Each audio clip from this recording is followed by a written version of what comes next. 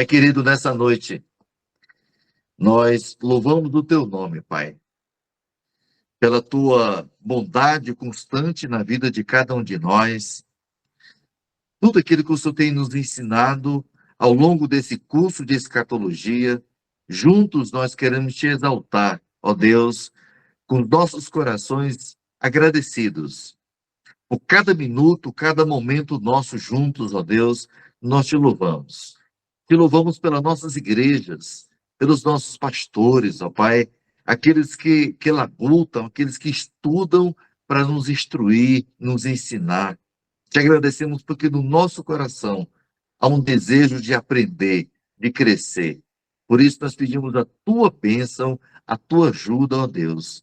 Cada irmão em Cristo, cada irmã em Cristo, que já acessou essa plataforma, Senhor, do Meet. Pai, abençoa, dá a todos nós aquela lucidez, ó Deus, aquela mentalidade de compreender. Entregamos nas tuas mãos, ó Deus, das nossas vidas, a nossa saúde, ó Pai, e acima de tudo, Pai, nós queremos te exaltar com a nossa presença e com a nossa também participação. Obrigado, Pai, por esse dia, obrigado pela tua graça e muito obrigado, Pai, que o Senhor nos livrou, Pai, da condenação eterna e também da grande tribulação. Fica conosco, orienta-nos pelo teu Espírito que habita em nós. Essa é a nossa oração, já com gratidão, em nome do Senhor Jesus. Amém, Pai. Amém. Amém, irmãos? Amém. Muito bem. Ok. Antes de iniciar o nosso Meet nessa noite, algum irmão tem alguma pergunta? Às vezes você tem uma pergunta durante a semana, Deus foi falando no seu coração, né? Você pode perguntar e qualquer irmão também pode responder. Não apenas o pastor Colo, que também é aluno, né? Mas se você quer fazer uma pergunta, você fica à vontade para expor para nós a sua pergunta ou algum comentário. Não sei, você fica à vontade. Não tem, né? Então vamos começar o nosso Meet nessa noite, ok? É extremamente importante que a gente faça não uma retrospectiva, falar de tudo que nós já passamos até aqui, não. Mas é importante que a gente tenha uma ideia para onde nós vamos, qual o nosso projeto daqui para frente, certo? Nós estamos na última sessão, vamos chamar assim, da ira de Deus sobre os moradores da terra no período tribulacional, que são as 7 taças. Mas onde nós vamos chegar com o nosso projeto? Eu queria compartilhar com vocês, fazendo uma retrospectiva, alguns pontos, até nós chegamos na futuro, no nosso céu, nova terra, novo céu, para a gente ter alguma ideia, apenas um esboço, uma projeção onde Deus ele vai nos levar, certo? Hoje nós vamos começar falar sobre as taças, né? As taças da ira derramadas sobre os moradores da terra. Essas taças vão atingir quem, certo? Nosso próximo ponto, ao terminar as taças, a gente vai falar sobre as religiões, falsa e verdadeira. Haverá na grande tribulação. Eu não estou falando da igreja. A igreja está no céu. Eu estou falando, certo, dos salvos na grande tribulação e aqueles que não são salvos. Essa religião apóstata já existe hoje, certo? Então, é importante lembrar disso. Na igreja apóstata, a perseguição dos santos da tribulação. Depois de tudo isso, a gente chega ao fim da grande tribulação. Então, termina o período, a 70ª semana de Daniel. Cristo, a gente pela tribulação, aí Cristo vem com poder, é a segunda fase da segunda vinda de Cristo. A segunda vinda de Cristo, ele vem, pisa na terra, certo?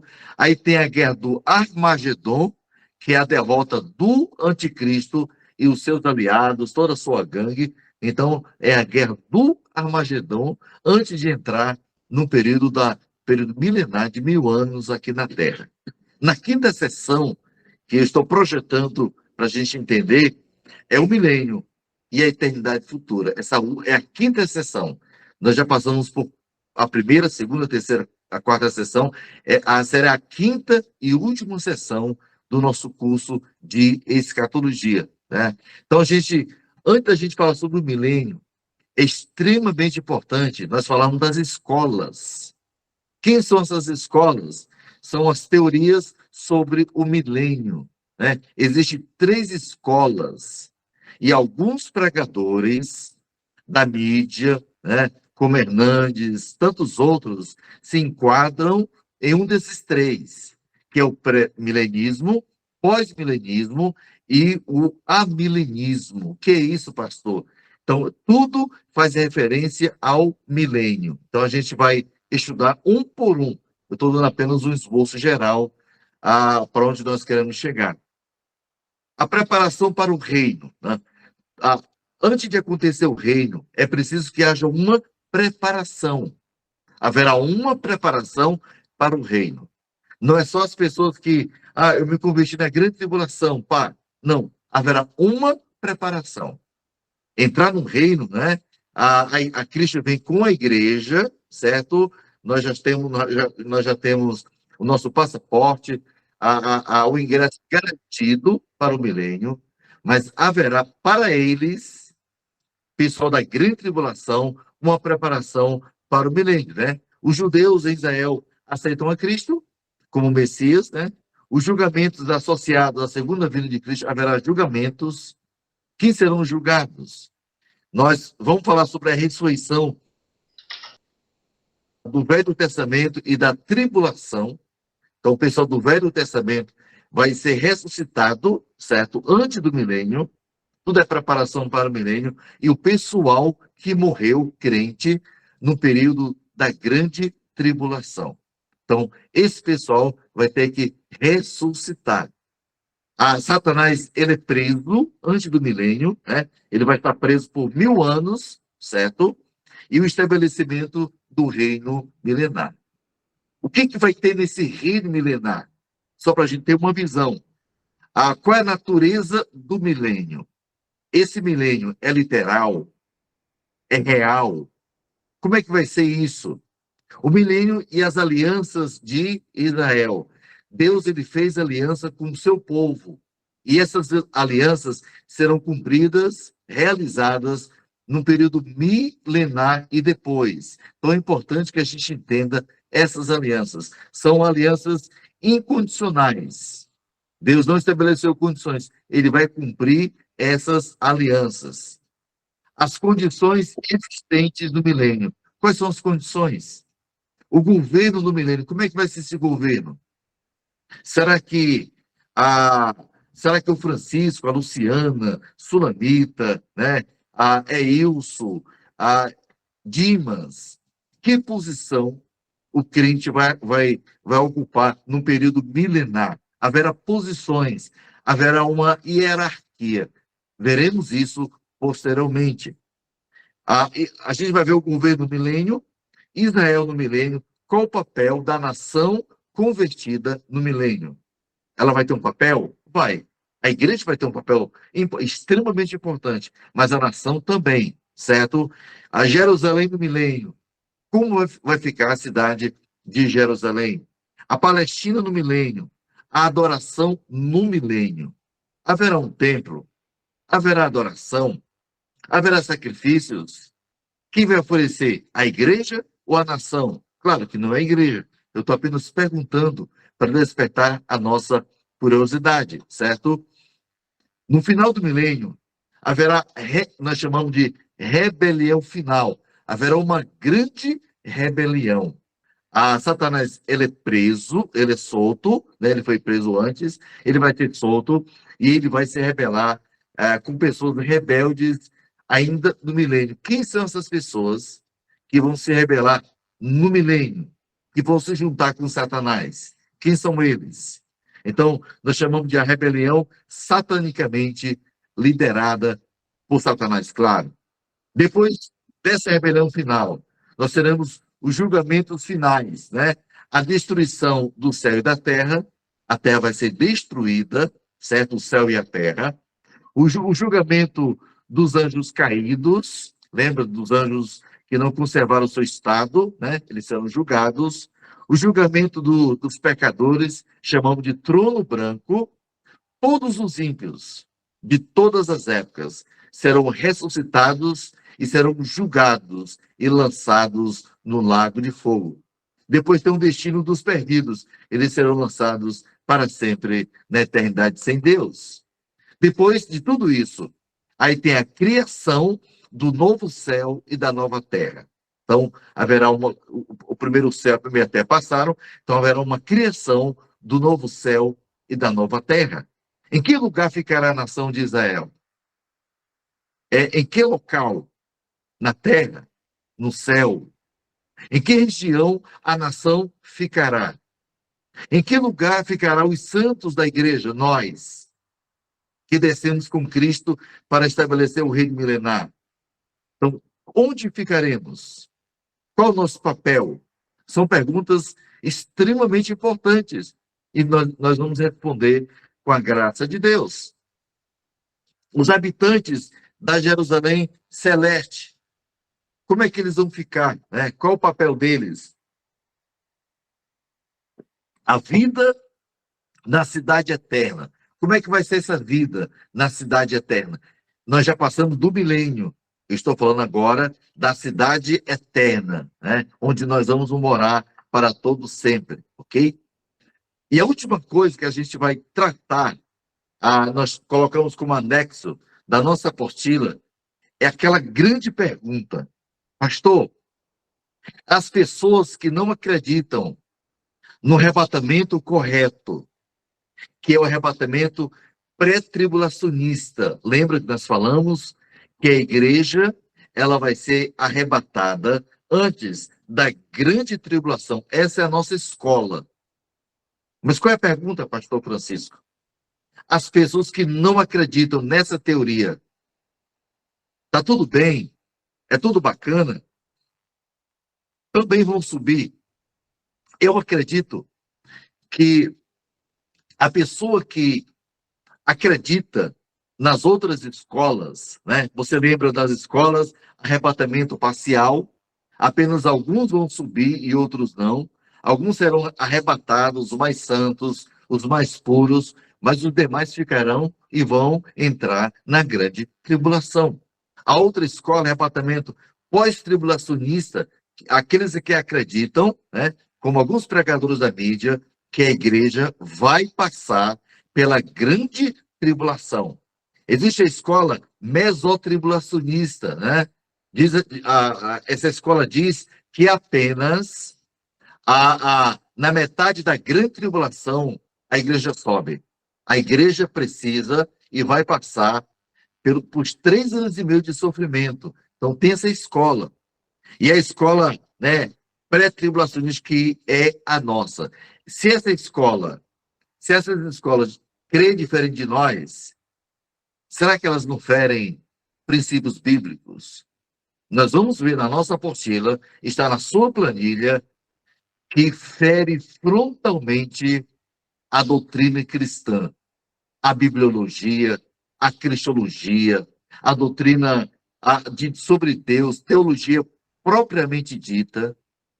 Se a pessoa que não crê na escola pré-tribulacionista, ela fere. Não é questão de opinião. Mas todo mundo crê, não tem problema. Eu creio que tem. Se uma pessoa crê diferente da Bíblia, ela está ferindo alguns princípios. Nós vamos tratar disso como anexo, como a última parte do nosso curso de escatologia. Então alguém diz, pastor, não importa. Eu vou passar para a tribulação. Opa, o que fere a Bíblia? Certo? Então, eu queria que você pensasse nisso, a gente vai tratar disso posteriormente. Então, nós vamos começar hoje, à noite. Eu quero que você abra sua Bíblia em Apocalipse 15 e 16. Por mais que você vai ter tudo, vai estar tudo visualizado para você, mas é importante que você entenda algumas coisas importantes. Então, nós vamos entrar agora as taças da ira derramadas. Então, o assunto das taças começa no capítulo 15 e vai até o capítulo 16. Na sua apostila, na página da sua apostila, é a página 54. Então, você pode abrir e você pode acompanhar também todo o desenrolar do nosso estudo nessa noite, ok? Quando a gente pensa em taças que serão derramadas na grande tribulação, a gente associa e associa bem, certo? Com os julgamentos das taças, né? Elas são semelhantes às pragas do Egito. Então, você pode associar essas taças, elas são semelhantes às taças do Egito. Lembra do Egito, quando Deus mandou aquelas pragas ali para o povo egípcio, né? Então, essas taças, 7 taças derramadas pelos anjos, são os últimos castigos de Deus no final do período de 7 anos de tribulação. As taças são os últimos flagelos que provém do toque da 7ª trombeta e concluirão o 7º selo. No capítulo 15, é interessante você perceber comigo, olha comigo na sua Bíblia, no capítulo 15, do versículo de 1 a 4, certo?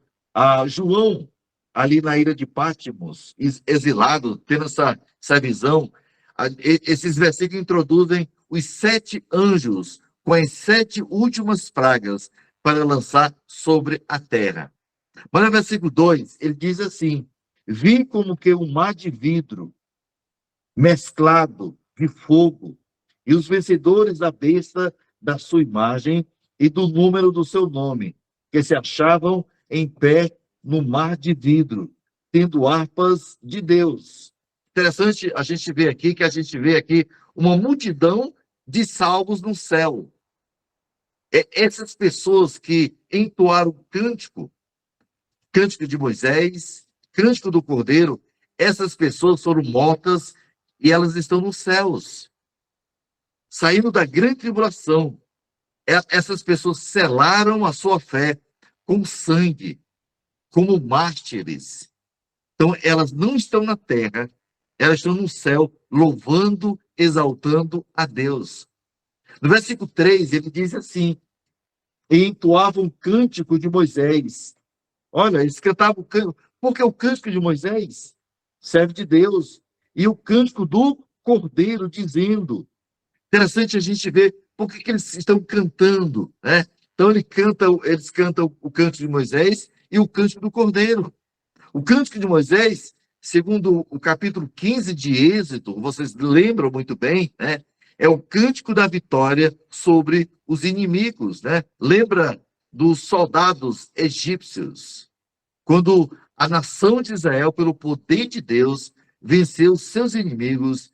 Moisés, ele cantou. Aqui está declarando o povo convertido, salvo nos céus, declarando a vitória. É interessante isso. Esses aqui são vencedores da besta, diz no versículo 2. O cântico do Cordeiro é o cântico também da redenção. É cântico de vitória.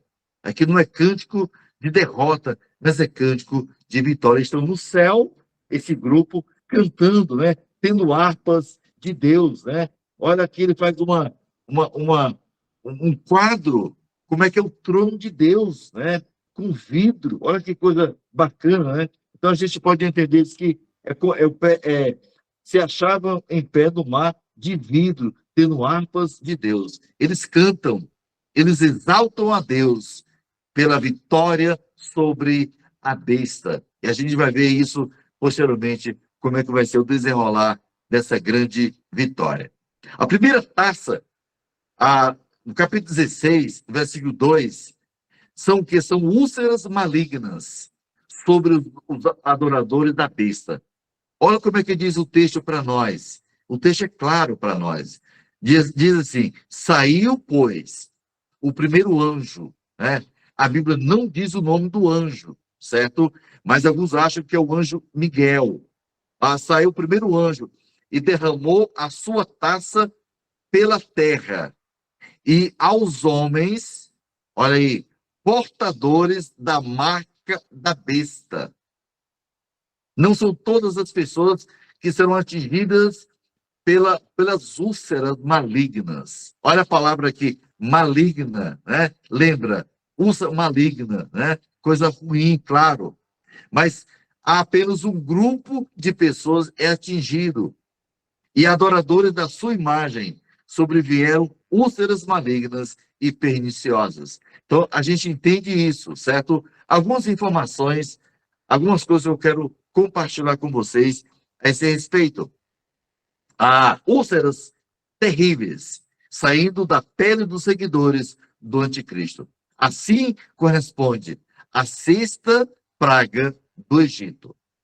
Em Êxodo, capítulo 9, do 8 ao 12, diz a respeito das úlceras ali no período antes da nação sair do Egito, né? Então a gente vê essas pragas na terra egípcia ali, ok? Então essas feridas parecem durar o tempo do quinto julgamento. Olha o versículo 11, né? Então essas feridas, úlceras malignas, têm um tempo de duração. O versículo 11 diz assim: e blasfemaram o Deus do céu por causa das angústias e das úlceras que sofriam. Em vez de eles se arrependerem, eles blasfemaram contra Deus e não, diz assim, e não se arrependeram de suas obras. Mesmo diante da dor, da agonia, de úlceras malignas, essas pessoas, elas não se arrependem. É igual hoje. Catástrofes. Olha a pandemia. Estamos saindo praticamente já da pandemia. E parece que esse grande acontecimento no planeta, isso não levou as pessoas ao arrependimento hoje. Eles não entendem que isso é a mão de Deus chamando a atenção da humanidade para o arrependimento. E as pessoas, elas não entendem. Aqui, os moradores da grande tribulação não se arrependeram de suas obras. Então, só para a gente entender isso aqui, ok? A segunda taça, versículo 3, o mar se torna em sangue. Você já imaginou isso? O mar se torna em sangue. Você está andando assim, na beira do mar, ou está pescando no mar, de repente o mar se transforma em quê? Em sangue. Você já me imaginou a grande catástrofe que vai acontecer no planeta? Diz o versículo 3, derramou segundo a sua taça no mar, e este se tornou em sangue como de morto, e morreu todo ser vivente que havia no mar. Já dá para mentalizar isso? Todo ser vivente que está no mar vai ser morto. Você imaginou o sangue? Você imaginou a coisa horrível, o mau cheiro, a podridão? Podemos comparar com a primeira praga do Egito, capítulo 7, versículo 19 do livro de Êxodo, né? Em Apocalipse, capítulo 8, versículo de 8 a 9, somente uma terça parte do mar se torna em sangue. E no versículo 3 do capítulo 16, a mortandade das criaturas do mar é total. Olha como é interessante isso, né? No capítulo 8, morre apenas o quê? Uma terça parte do mar. Mas aqui não. Aqui morre todo ser vivente do mar. Por isso que as pessoas, elas são incrédulas. Porque nós queremos de forma literal. Nós queremos que o que vai acontecer aqui diz derramou o segundo taça no mar. E este se tornou como de morto. E morreu todo ser vivente que havia no mar. Podemos verificar que os flagelos das taças são mais intensos e severos do que as trombetas ou qualquer julgamento anterior. A terceira taça, versículo 4 a 7, não há mais água para beber. Você pode beber água toda hora na sua casa, né? Se falta água, você compra, mas aqui não. Aqui diz a Bíblia que não há mais água para beber. Diz, derramou o terceiro a sua taça nos rios e nas fontes das águas, e se tornaram em sangue. Então ouviu o anjo das águas dizendo, tu és justo, tu que és e que eras, o santo, pois julgaste estas coisas. Porquanto derramaram sangue de santos e de profetas. Agora estão pagando fortemente pelo martírio do sangue dos profetas e dos santos. E também sangue lhes tem dado a beber. São dignos disso. Ouvido o altar que se dizia, certamente, ó Senhor Deus, Todo-Poderoso, verdadeiros e justos são os teus juízos. Então, a retribuição que Deus vai dar para essas pessoas que derramaram sangue de profetas, de santos, é de acordo com os crimes cometidos contra o povo de Deus, né? Com ferro que eu vou ferir, eu serei ferido. Então, olha, eles estão pagando a mesma moeda que os adoradores da besta e aqueles que receberam a sua marca. Muda os rios em sangue, fazendo com que as pessoas que derramaram sangue de santos e profetas tenham que beber desse mesmo sangue. Isso também corresponde à primeira praga do Egito. A quarta taça diz a Bíblia que o sol ele é alterado. A gente sabe que no mundo todo hoje, né, muitos países, a temperatura chega a quase 50 graus. E já tem notícia de pessoas morrendo devido às altas temperaturas. Você imaginou aqui, o sol é alterado. Diz que o quarto anjo derramou sua taça sobre o sol e foi-lhe dado queimar os homens com fogo. Imagina, o que você imagina, né? O câncer melanoma aqui é fichinha, né? É café pequeno diante de tudo isso. Diz foi-lhe dado queimar os homens com fogo. Versículo 9. Com efeito, os homens se queimaram com intenso calor. É o calor que está queimando a humanidade. Pessoas incrédulas, pessoas que blasfemam contra Deus e blasfemaram o nome de Deus, que tem autoridade sobre estes flagelos, e nem se arrependeram para lhe darem glória. Mesmo assim, diante da dor. É como hoje um incrédulo, né? Uma pessoa que não acredita, que tem uma doença. Em vez de se arrepender, parece que o coração fica muito mais pedrado, gelado contra Deus. A temperatura da terra aumenta sobremodo, causando um sofrimento muito grande. Parece que ninguém se arrepende daqui por diante, mas continua blasfemando contra Deus. Repetindo o versículo 9. E nem se arrependeram para lhe darem glória. São perdidos para sempre. Passarão deste calor insuportável para o lago de fogo, que é infinitamente pior. Muito pior. É o que vai acontecer na grande tribulação. Nem amarra chuteira, nem se compara com o que eles vão sofrer no lago de fogo para todo sempre.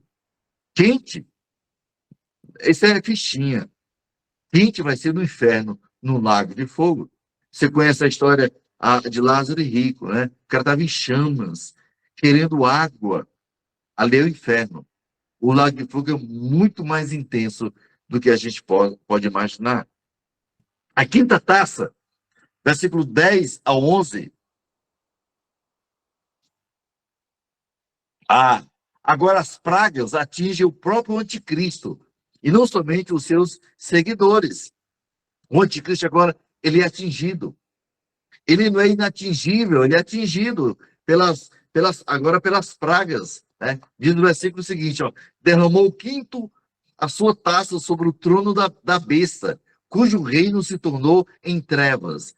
E os homens remordiam a língua por causa da dor que sentiam, e blasfemaram o Deus do céu por causa das angústias e das úlceras que sofreu, e não se arrependeram de suas obras. Então, os efeitos dos flagelos estão acumulando. O endurecimento dos corações continua, né, um endurecimento forte dessa gente que não se arrepende. Então, esse flagelo aqui pode ser comparado com a nona praga do Egito. Você lembra que a Bíblia diz, né? Então disse o Senhor a Moisés, lá no Egito, estende a mão para o céu, e virão trevas sobre a terra do Egito, trevas que se possam apalpar.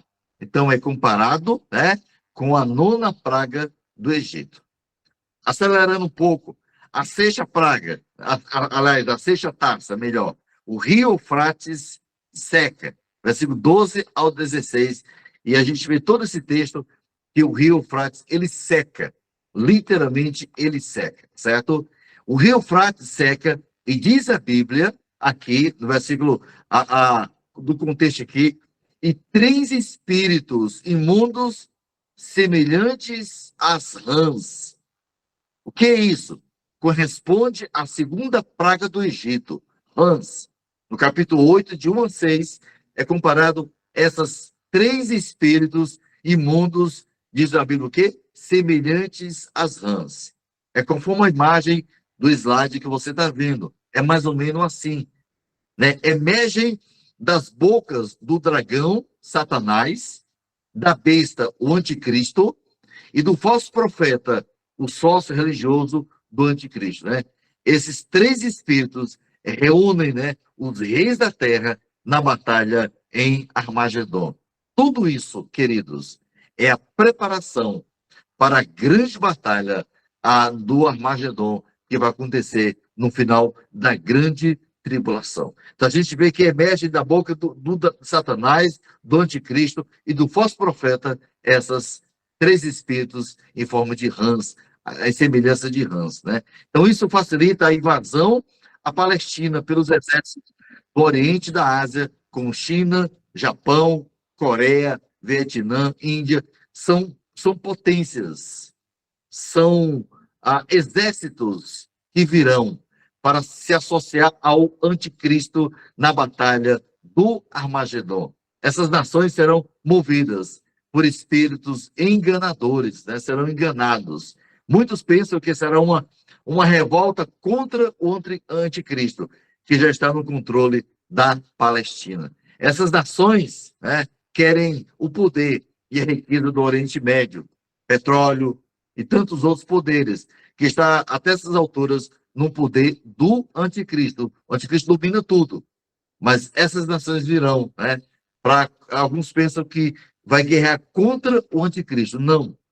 Essas nações, elas vão se associar ao anticristo. Esses exércitos se juntarão a ele na área chamada Armagedon, para a grande batalha, quando Cristo vier com a sua igreja, e vai ter uma grande luta ali. E diz a Bíblia, eu vou só apenas repetir, que o sangue dos humanos darão nas redas do cavalo, e vai ser exatamente na batalha do Armagedon.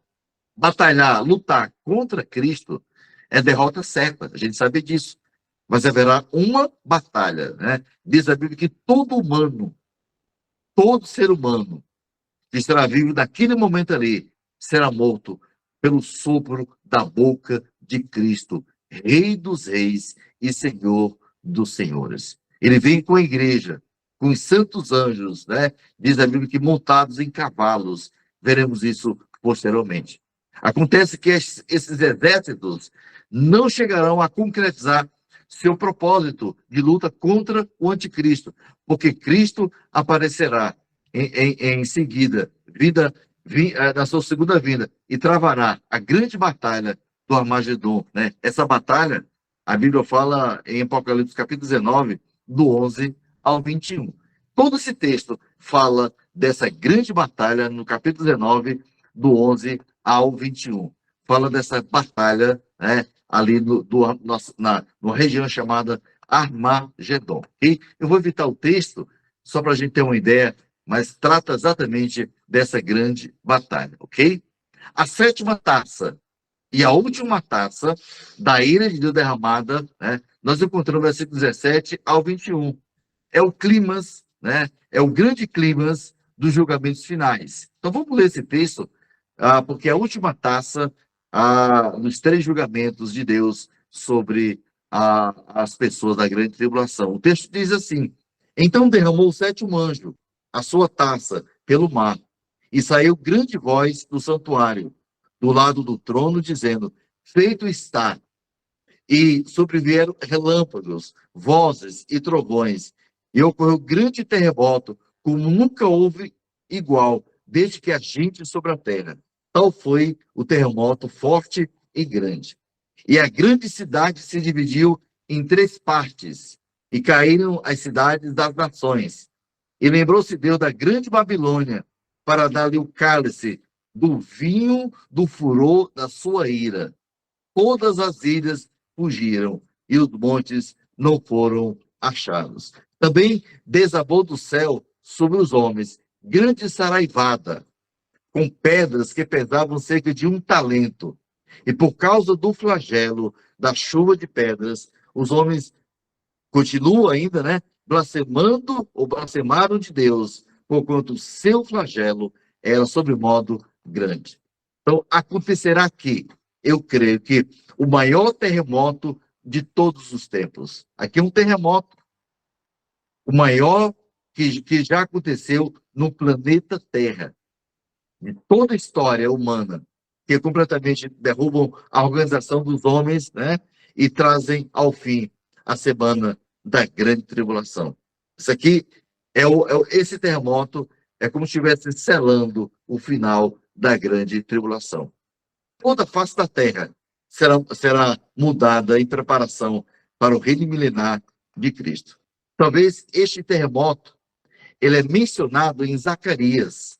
Em Zacarias, capítulo 14, versículo 4, fala também desse terremoto, certo? É um versículo, é um texto profético, porque o livro é profético, né? Mas o texto diz assim, ó: naquele dia estarão os seus pés sobre o monte das oliveiras, que está defronte de Jerusalém, para o oriente.